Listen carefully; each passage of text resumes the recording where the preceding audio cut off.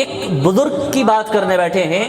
آج کل کے معاشرے کی زبان میں لوگ کہتے ہیں بابوں کا تذکرہ کرنے بیٹھے ہیں۔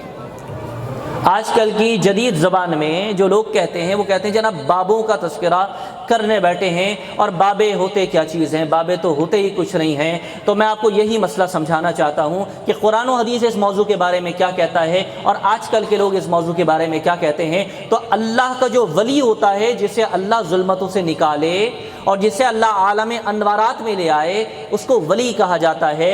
عام اردو زبان میں آج کے لوگوں نے اس کو کہنا شروع کر دیا ہے کہ بابے ہوا کرتے ہیں۔ جناب بابے وہ ہوا کرتے ہیں جن کا اللہ سے تعلق جڑ جائے اور اللہ ظلمتوں سے نکال کر انہیں عالم نور میں لے کر آ جائے۔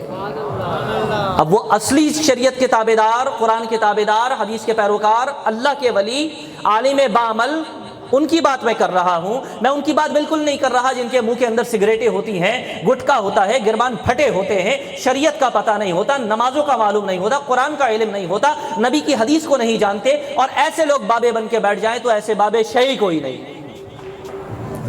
لیکن جن کو قرآن کا علم ملا ہے، جن کو حدیث کا علم ملا ہے، اس میں بابوں کا امام بخاری بھی ہے۔ ان بابوں کا امام جس سے ساری حدیث تم تک پہنچی ہے، ان بابوں میں ایک بہت بڑے بابے کا نام ہے امام بخاری۔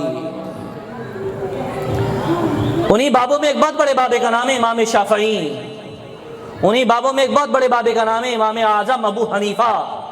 انہی بابوں میں ایک بہت بڑے بابے کا نام ہے امام احمد بن حنبل، امام نسائی، امام ترمذی۔ اگر آپ کہہ دیں کہ بابے کوئی شے نہیں ہے، تو یہ جو حدیث سے جس سے آپ سارے مسئلے نکالتے ہیں، یہ ساری حدیث کو لکھنے والے وہ بابے ہیں جنہوں نے امت پر احسان کر دیا ہے، ورنہ ہمیں حدیث نہیں ملتی، قرآن کی تشریح نہیں ملتی۔ یہ وہ مقتدر لوگ ہیں، ان کو قرآن کی زبان میں اللہ کا ولی کہا جاتا ہے، ان کو اہل علم کی زبان میں ولی کہا جاتا ہے، ان کو حدیث کی لغت میں ولی کہا جاتا ہے۔ اب عام زبان کو اختیار کریں، آپ کی مرضی ہے، میں آپ کو قرآن کی زبان سے بتا رہا ہوں۔ قرآن ان کو اپنا ولی کہتا ہے، اللہ کا ولی کہتا ہے۔